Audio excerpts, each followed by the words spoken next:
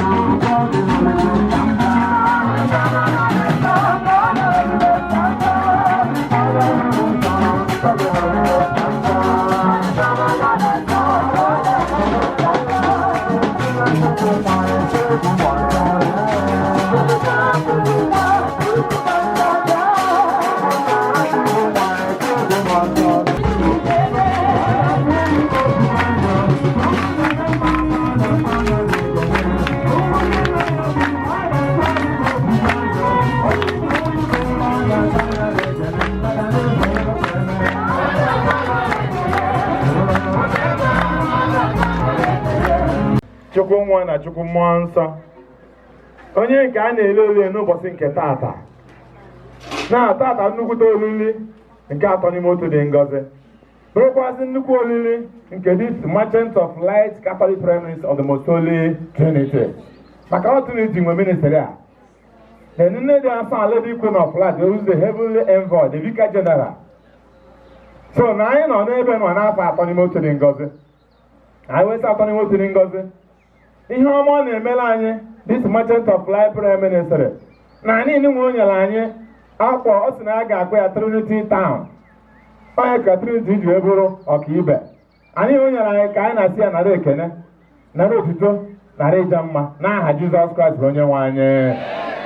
Na-ekenezie n'isi ụmụnne m, ụmụ ndị nwụchukwu gbakọrọ ebe a n'ụbọchị nke taata, bido na ndị fada ụmụnne m, Fada Luke Nwammụọ na fada nwanne m nwoke Fada Barnabas Okafọ, ụmụnne m. Anyị na-elutekwazị obodo anyị bụ Naijiria na obodo anyị bụ Biafra. Ụmụ Biafra niile ana m eche ha n'iru Chineke na Ajamisa dị asaa, wee na-ayọ Chineke ya mee anyị mma, ya zaa anyị ekpere anyị na-ayọ na ụmụ Kristians nọ n'obodo anyị bụ Naijiria, ya mee ka iru ọchị nwa anyị mgbe na-etere aka n'aha Jizọs. Ewe tara akwụkwọ ọpụpụ, ya mere Moses bepụtara okwute abụọ a na-ede ihe na ha dịka ndị nke mbụ.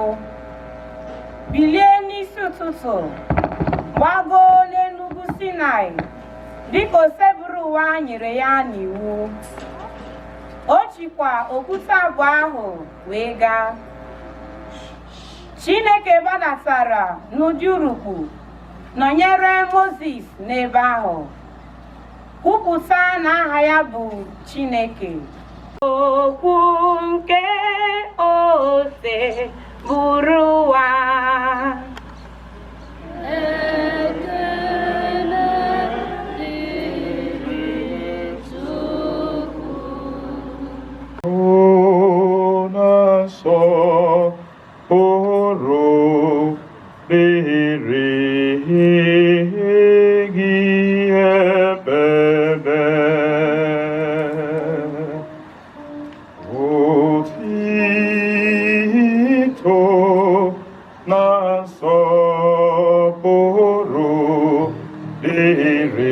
dịrị gị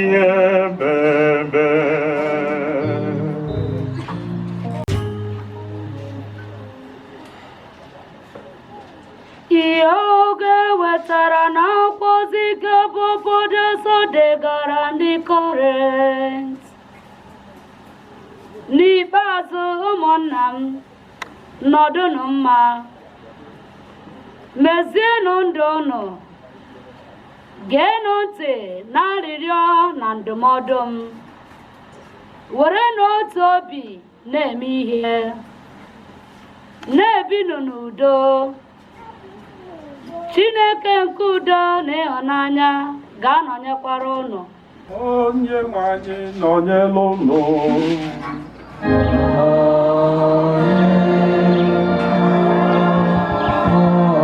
Ihe ọ gụrụ nke a si n'Oziọma dị nsọ nke Jọn dere.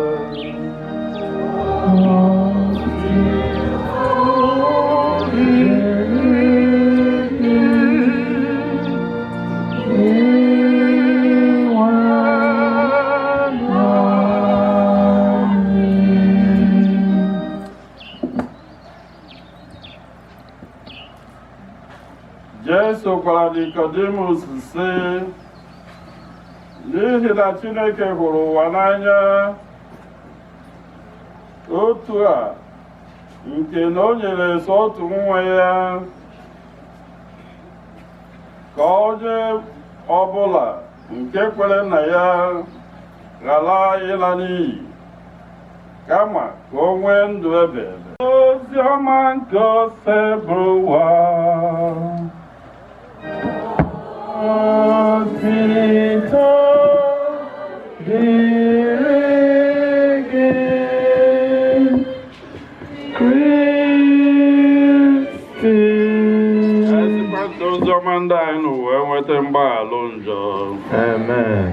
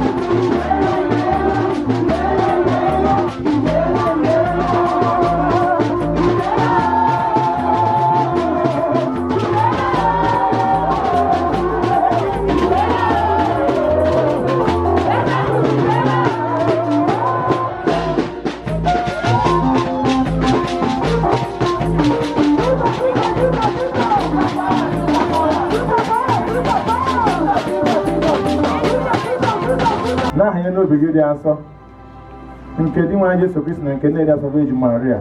Ugbu a ha na-ahanye ihe niile ha nwere n'obi gị na-enwere atụtụ njọ. Biko mezie ka ahanye enunwa wetara ha mkpuchi nke gị nne dị asọ na-ekpuchi ụmụ gị n'ịmakleta atị gị dị nsọ na nchekwaba nke ị na-echekwa ụmụ gị n'ihe nnega ka ha nọgide n'obi gị na ọ na-enwere atụ njọ were njedebe nke ndụfa ka a ekpere anyị n'isi a n'aha Jizọs Kraịst bụ onye nwe anyị. Amen. Anyị na-elotekwazi obodo anyị bụ Naijiria na obodo anyị bụ Biafra. Ụmụ Biafra niile ana m eche ha n'iru Chineke na aja misa dị asaa wee na-ayọ Chineke ya mee anyị mma, ya zaa anyị ekpere anyị na-ayọ na ụmụ Kristians nọ n'obodo a bụ Naijiria ya mee ka iru ọchị nwa anyị mgbe na-etere aka n'aha Jizọs. Na-ayọ Chineke maka ọrịa anụnwa na-efe efe na mba ụwa niile a na-akpọ coronavirus. A na-eche n'iru atọ n'ime otu dị ngọzi na aja misa dị asaa wee na-ayọ Chineke doododo ama na ọ njọ kpatalụ ọya dị etu a ji wee na-agbasa Chineke gba nkịtị mana ya na ya bụ Chineke iwe ede ọkụ ya megide ya dajụọ n'ebe anyị nọ amara ya bata ọgwụgwọ nsọ ya bata n'aha Jizọs kama ka ha wee ghọrọ anyị ahụ na ọbara nke onye nwe anyị Jesu Kristi onye mgbe o kwetara ka edo ya n'ahụhụ ọnwụ nwere achịcha ka ọ na-enye ekele ọnyanwa ya nyekwa ya ndị ụmụazị ya na-asị naranụ nke a rienụ ya unu niile nke a bụ ahụ m nke a ga-edoro nye maka unu. Ebube gị dị elu onye ọma nna, ebube gị dị n'ụwa onye ukwu ome mma. Ebube gị dị elu onye ọma nna, ebube gị dị n'ụwa onye ukwu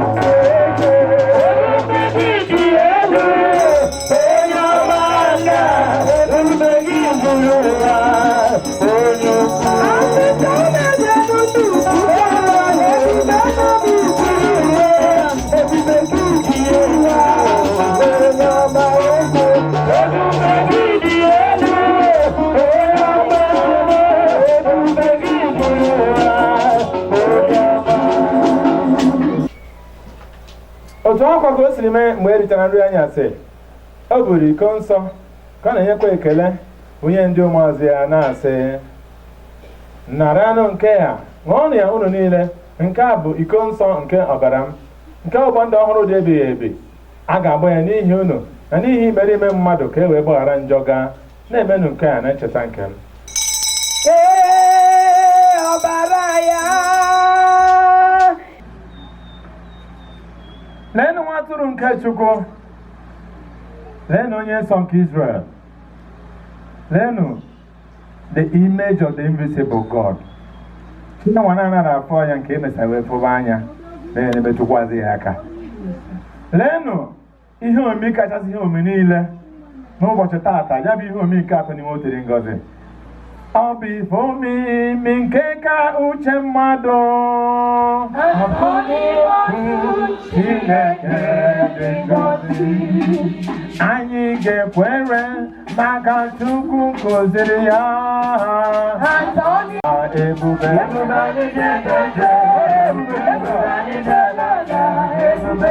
ụmụ okorobịa ebube ụmụ agbọghọbịa ebube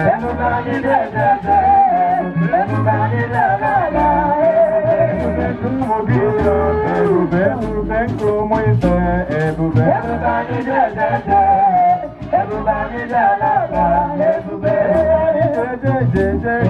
ebube anyị ji anara ebube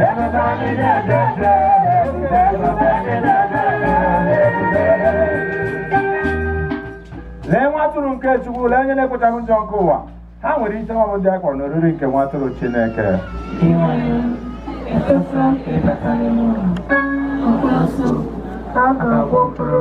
ka ahụ na ọbara Kristi chekwaba anyị wee ruo na ndụ ebighị ebi. Chineke pụrụ ife niile, nna dị afọ ọma, onye obi ọma, anyị ekele gị maka nnukwu ụbọchị ọma nke taata, ụbọchị oriri nke atọ n'ime otu n'Igọzi. Chukwu nna Chukwu Nwa na Chukwu Mmụọ Nsọ. Anyị nwa bụ ndị ụkọchukwu ndị nọchitere anya atọ n'ihu otu dị ngọzi guzo n'iru gị n'ụbọchị nke taa ebe na-esetịpụ aka ngọzi gị wee na-anyị gị Chukwu Nna gị Chukwu Nwa na gị Chukwu Mmụọ Nsọ ka ị gọzie mmanya ndị enunwa, gọzie ma keeki ndị enunwa nke a ga-awa, gọzie ma ihe oriri niile nke a ga-eri ma ihe ọṅụṅụ nke a ga-aṅụ. Ihe ndị nwere ebe a were prezenteshọn nke na-abụ ịgba aka ebe nyere ndị ọzọ, nnọchite anya ndị ọzọ. Anyị were na-ezi atọ n'ime otu dị ngọzi ka anyị na-ekebe gọziere anyị ihe ndị a ka anyị na-ayọ ka ụlọ ọnwụ ndị eluigwe niile rie ma ndị mmụọ ma ndị nsọ niile nke eluigwe soro rie. Anyị nwa mmadụ nketa sokwazi rie n'ụzọ dị etu a ka ekpere niile nke anyị n'ụbọchị nke taata ka ọ bụrụ ihe nke a ga-aza aza n'aha Jizọs Kraịst bụ onye nwe anyị. Unu n'anya unu mana ndị nsọ na-eje nwayọọ nwayọọ na-agụ na aka kwụrụ na ọdọlụ ọ bụ gịnị? Yes, ndị nsọ ga-etu aka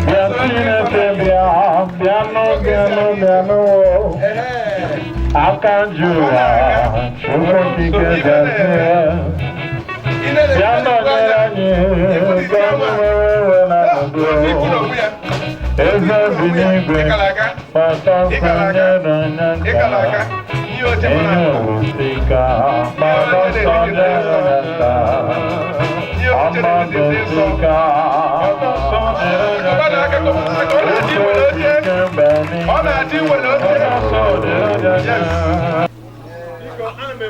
Chairman of the occasion. Chairman of the occasion, Uncle Fancy Otiku Jesus. How many here in Georgia?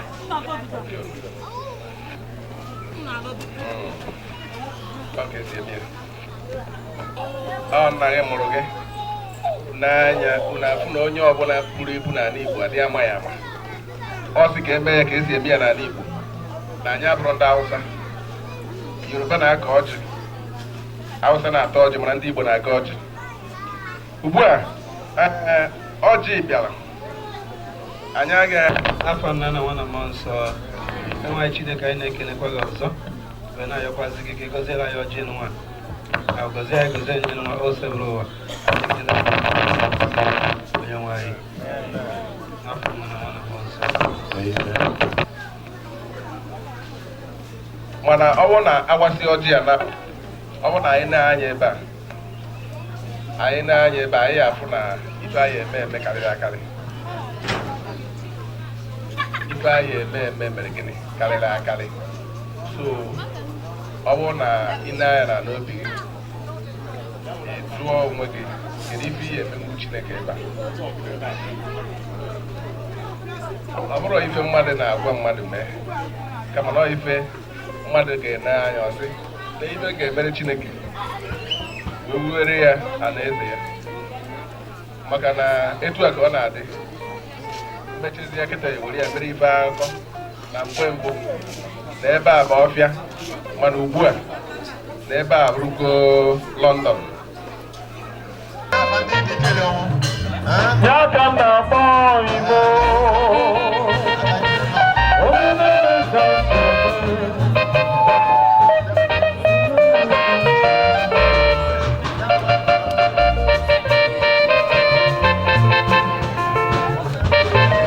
Pụtara bụ anyị ga-agba mbọ maka ebe a bụ ọ bụrụ na ị gago ọhụm ma ọ bụ na ị gago ugwu dị nsọ efu onweghị ihe dị iche na ha na ihe mfụrụ ebe a ka dị ha nwee pilgrimage air, nature and environment.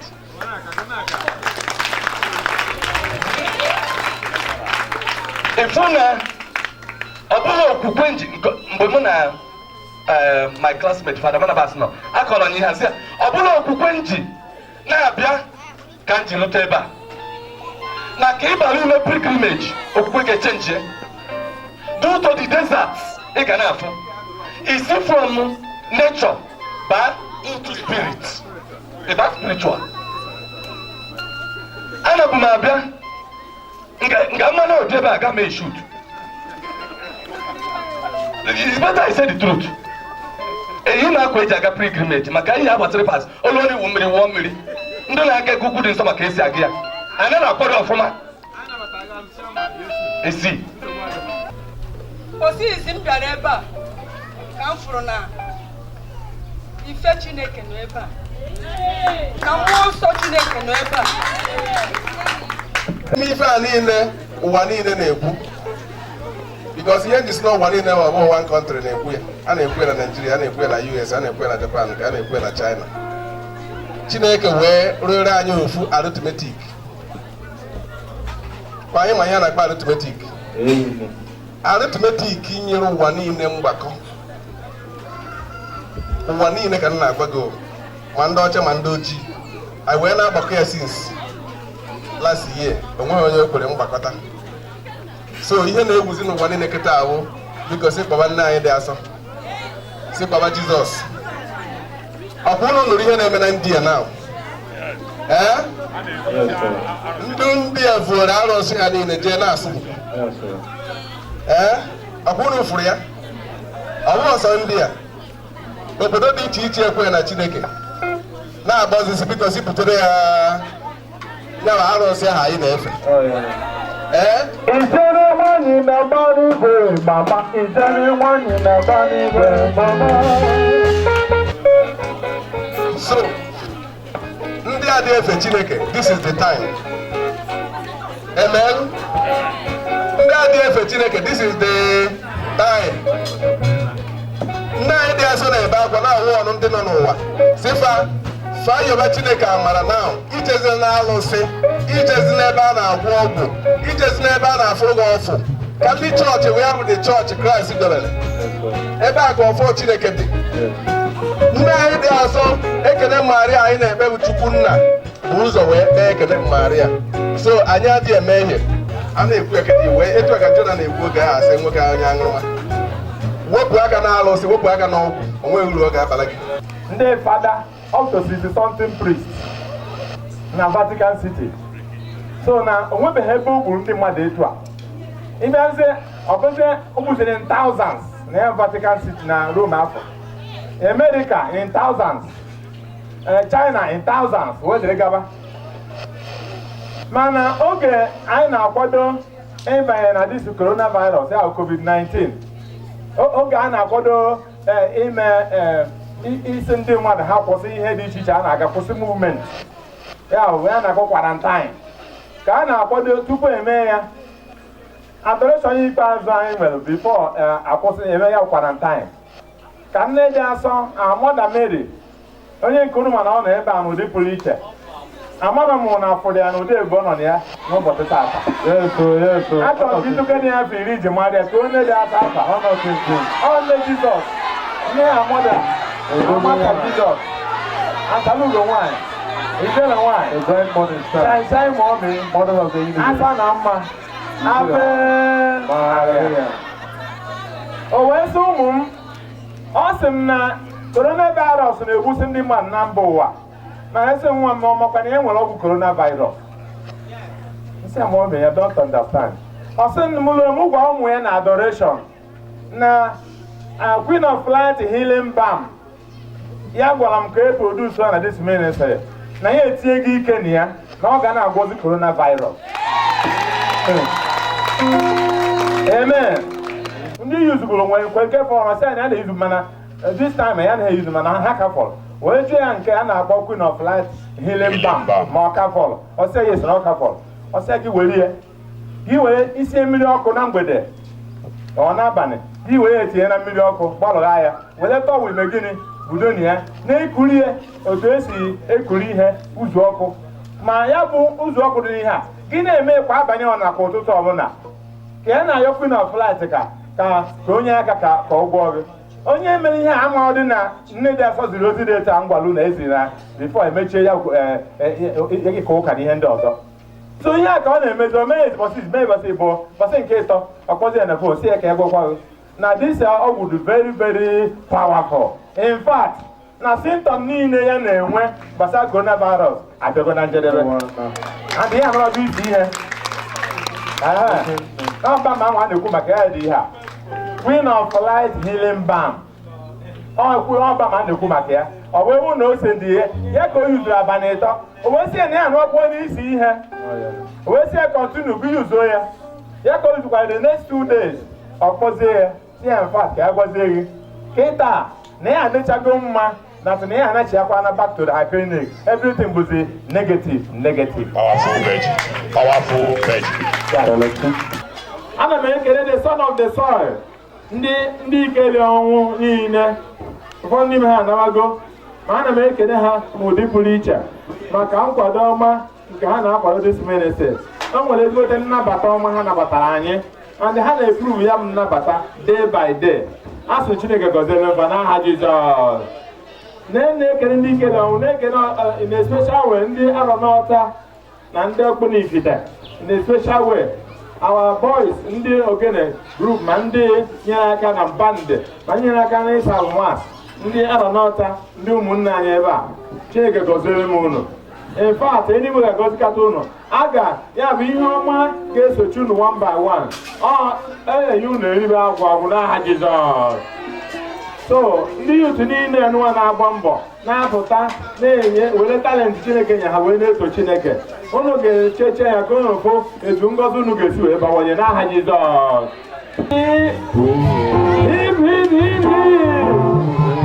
Onye nwe anyị nọnyere unu. Ya zika udo na ngọzi nke Chineke bụ ihe niile. Nna na nwa na mmụọ nsọ dakwasị unu nọnyere unu oge niile. Udo dịrị unu. N'afọ nna na nwa na mmụọ nsọ. Amen. Amen.